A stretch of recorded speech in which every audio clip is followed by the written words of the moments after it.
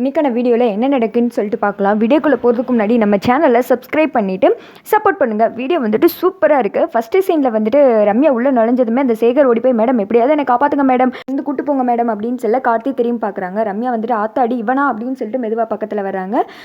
Sir, நான் Ramya group of கம்பெனியோட owner, நான் தான் சேர்மேன் அப்படின்னு சொல்லிட்டு உட்காடுறாங்க. இவனை வந்துட்டு விட்டுருங்க, ஏதோ 2 பேர் தெரியாமல் வந்துட்டு தப்பு பண்ணிட்டாங்க அப்படின்ற மாதிரி சொல்ல, ஓஹோ நீங்கள் 2 பேருமே இவங்களுக்காண்டி தான் வந்திருக்கலாம், உங்கள் 2 பேத்துக்கு ஆல்ரெடி தெரியுமா, இங்கே பாருங்கள் உங்களுக்கு தான் அவளை வர்றேன், இன்னொரு தடவை இவங்க எப்படி ஏதாவது நியூசன்ஸ் பண்ணிட்டு இருந்தாங்கன்னா அவ்வளோதான் அப்படின்னு சொல்லிட்டு மிரட்டி அமுச்சு விடுறாங்க. ராஜா போய் வந்துட்டு அவனோட கட்டப்பையவும் இவன் வந்துட்டு ராஜாவோட கட்டப்பையை மாற்றி எடுத்துடுறாங்க. அப்புறம் 2 பேர் வந்துட்டு பாய் சொல்லிட்டு கிளம்பிடுறாங்க. இனிமேல் இப்படி பண்ணாதடா அப்படின்னு சொல்லிட்டு கார்த்தி சொல்ல, சரி மாப்பிள்ள என்னை போகிற வழியில் இறக்கி விட்டுற, ஒரு முக்கியமான வேலை இருக்குது அப்படின்னு சொல்லிட்டு ராஜா மட்டும் இறங்கிற கட்டப்பை வந்துட்டு கார்த்திக்கு பின் சீட்லேயே வந்துட்டு இருக்குது. அடுத்த சீனில் ஹாஸ்பிட்டலில் தான் காமிச்சிட்டு இருக்காங்க. பாட்டிமா வந்துட்டு நாச்சியார் அவங்களுக்கு ஜூஸ் எல்லாம் கொடுத்துட்டு இருக்கா. அம்மா போதுமா அப்படின்றாங்க. நீ வேற சும்மா இரு, குண்டடிப்பட்டு இப்போ தான் கொஞ்சம் கொஞ்சமாக தேறிட்டு இருக்கேன், ரத்தம்லாம் ஊறணும்ல, அதுக்கு இந்த மாதிரி எல்லாம் ஜூஸ் குடிக்கணும், குடி அப்படின்னு சொல்லிட்டு இருக்கேன். எல்லாருமே பார்த்து சந்தோஷப்பட்டுக்கிட்டு இருக்காங்க. அந்த இடத்துக்கு கார்த்தி வர்றாங்க. பாட்டி நீங்கள் எப்போ வந்தீங்க அப்படின்னு சொல்ல, போ பேராண்டி உங்க கூட நான் பேச மாட்டேன், கோவத்தில் இருக்கேன் அப்படின்ற மாதிரி சொல்ல, ஏன் பாட்டி அப்படின்னு சொல்லிட்டு கார்த்தி கேட்குறாங்க.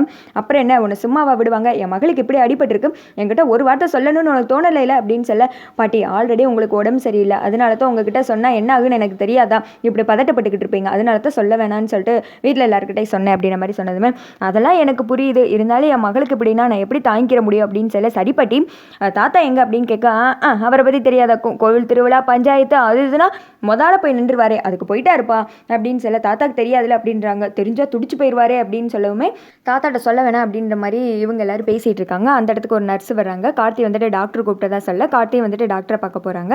என்ன டாக்டர் அப்படின்னு சொல்லிட்டு கேட்க, உங்கள் அம்மாவுக்கு வந்துட்டு நாங்கள் ஒரு ஸ்கேன் எடுத்து பார்த்தோம், அதில் வந்துட்டு ஒரு ப்ராப்ளம் இருக்குது, நரம்பு வந்துட்டு கொஞ்சம் மூளைக்கு போகிற நரம்பு பாதிக்கப்பட்டிருக்கு, அதனால அவங்கக்கிட்ட சந்தோஷமான விஷயத்தை தவிர வேறு எதுவுமே சொல்லவே கூடாது, அவங்கள வந்துட்டு ரொம்ப ஹாப்பியாக பாதுகாப்பாக வச்சுக்கோங்க, அப்படி ஏதாவது நீங்கள் கஷ்டப்படுற மாதிரி சொன்னீங்கன்னா அது அவங்க உயிருக்கே கூட ஆபத்தாகி முடியும் அப்படின்னு சொல்ல, என்ன டாக்டர் சொல்கிறீங்க, இதை வந்துட்டு க்யூர் பண்ண முடியாது அப்படின்னு சொல்ல, நாங்கள் மெடிசன் தரோம், கண்டிப்பாக வந்துட்டு க்யூர் ஆயிரும், அதுக்கு முன்னாடி நீங்கள் ரொம்ப சேஃபாக வச்சுக்கணும் அப்படின்ற மாதிரி சொல்ல, கார்த்தி சரி அப்படின்ற மாதிரி சொல்கிறாங்க.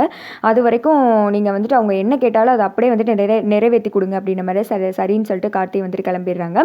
அடுத்து வந்துட்டு என்ன சொன்னாங்க டாக்டர் அப்படின்னு சொல்லிட்டு மீனாட்சி கேட்க, அதெல்லாம் ஒன்றும் இல்லை, அம்மாவுக்கு டிஸ்சார்ஜ் கொடுத்துட்டாங்க அப்படின்ற மாதிரி சொல்ல, அப்பாடா இப்போ தான் நிம்மதியாக இருக்குது அப்படின்ற மாதிரி அபிராமி சொல்கிறாங்க.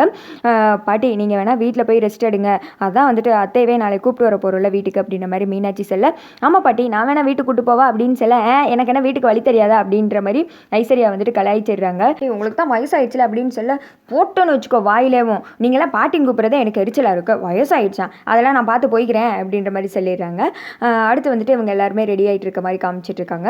அடுத்து அந்த சேகரை தான் காமிக்கிறாங்க. ஆத்தாடி ஆத்தா எப்படியோ தப்பிச்சிட்டோம், ஒரு வழியாக இந்த தாடி எல்லாத்தையும் கொடுத்துட்டு இந்த ஊரை விட்டு கிளம்பிட வேண்டியதான் அப்படின்னு சொல்லிட்டு வாடகைக்கு எடுத்துருப்பாங்களா அவங்ககிட்ட கொடுக்கறதுக்காக போய் கட்டப்பையை திறந்து பார்த்தா சட்ட துணி இருக்கு. ஐயோ இது அந்த போலீஸ் ஸ்டேஷனில் வச்சு தான் மாறி இருக்கும் போல, இப்போ ரம்யா மேடத்துக்கிட்ட எப்படி சொல்கிறது, சொல்லலைன்னா அவ்வளோதான் அப்படின்னு சொல்லிட்டு விறுவிறுன்னு ரம்யாவை பார்க்கறதுக்காக போகிறாங்க. அந்த சைடு ரம்யா புலம்பிட்டு இருக்காங்க. சரி அவன் போய் அவங்ககிட்டயா போய் சிக்கணும், கார்த்தி மட்டும் என்ன கண்டுபிடிச்சிருந்தான்னா அவ்வளோதான், என்ன பண்ணியிருக்கேன்னே தெரியலை அப்படின்னு சொல்லிட்டு புலம்பிட்டு இருக்கா. அந்த இடத்துக்கு சேகர் வராங்க. என்னாச்சு அப்படின்ற மாதிரி வந்துட்டு கேட்க, மேடம் ஒரு தப்பு நடந்துச்சு மேடம் அப்படின்னு சொல்லி, உன்னை கொலை பண்ண போகிற பாரு அப்படின்னு சொல்லிட்டு கழுத்தை பிடிச்சி நெரிக்கிறாங்க. மேடம் இதுவா இப்போ முக்கியம், நான் சொல்கிறத கேளுங்க, இந்த மாதிரி பை மாறிடுச்சு அப்படின்னு சொல்லிட்டு நடந்தது எல்லாத்தையும் சொல்கிறாங்க. அதை கேட்டது ரம்யாக்கா ஹார்ட் அட்டாக்கே வர்ற மாதிரி வந்துடுது. என்னடா சொல்கிற, இப்படியாடா நீ வந்துட்டு வினையை எழுத்து வைப்ப, உன்னை போய் நான் சாமியார் வேஷம் போட சொன்ன பாரு, என் முதி செருப்பாலே அடிக்கணும் அப்படின்ற மாதிரி ரம்யா அந்த பையன் வச்சுட்டு போ, மற்றதெல்லாம் நான் பார்த்துக்கிறேன், கண்காணாத இடத்துக்கு ஓடிய போயிரு அப்படின்னு சொல்லிட்டு அமுச்சு விட்டுறாங்க. இப்போ எப்படியாவது அந்த ராஜா கிட்ட போய் அந்த பையன் வாங்கணுமே அப்படின்னு சொல்லிட்டு யோசிச்சுட்டு இருக்காங்க. அடுத்த சீனில் இவங்க எல்லாருமே வீட்டுக்கு போயிட்டு இருக்க மாதிரி காமிச்சிட்டு இருக்காங்க. அப்போ தீபா கேட்குறாங்க, எங்க அந்த போலீஸ் அம்மையாரை கண்டுபிடிச்சிட்டிங்களா அப்படின்னு சொல்ல, கூடிய சீக்கிரம் கண்டுபிடிக்கணும் அப்படின்ற மாதிரி கார்த்தி சொல்கிறாங்க. அப்போ மீனாட்சி சொல்கிறாங்க, அவனை மாதிரி ஆளுங்கள்லாம் சும்மாவே விடக்கூடாது, குடும்பத்தை கெடுக்கிறதுக்குன்னே இருக்காங்க, கூடிய சீக்கிரம் வந்துட்டு கண்டுபிடிச்சிருங்க கார்த்தி அப்படின்னு சொல்லி இவங்க பேசிக்கிட்டு வராங்க. அப்போ அவங்க சைடில் தான் கட்டப்பை இருக்குது, அதுக்குள்ளே தான் அந்த ஓட்டுத்தாடி மாலை அது எல்லாமே இருக்குது. அடுத்து வந்துட்டு ரம்யாவை காமிச்சிட்டு இருக்காங்க. விறுவிறுன்னு அந்த ராஜா வீட்டுக்கு வெளியில் தான் நின்றுட்டு இருக்காங்க. ஓ இதுதான் அவன் வீடு போல், வீடு பார்க்க சின்னதாக தான் இருக்குது, அப்போ நமக்கு தேடுறது ரொம்ப ஈஸி அப்படின்னு சொல்லிட்டு போய் காலிங் பெல் அமைக்கிறாங்க. ராஜா வந்துட்டு ஓப்பன் பண்ணுறாங்க. மேடம் நீங்கள் அவங்க தானே, வாங்க உள்ளே வந்து உட்காருங்க அப்படின்னு சொல்லிட்டு உள்ளே உட்கார வைக்கிறாங்க.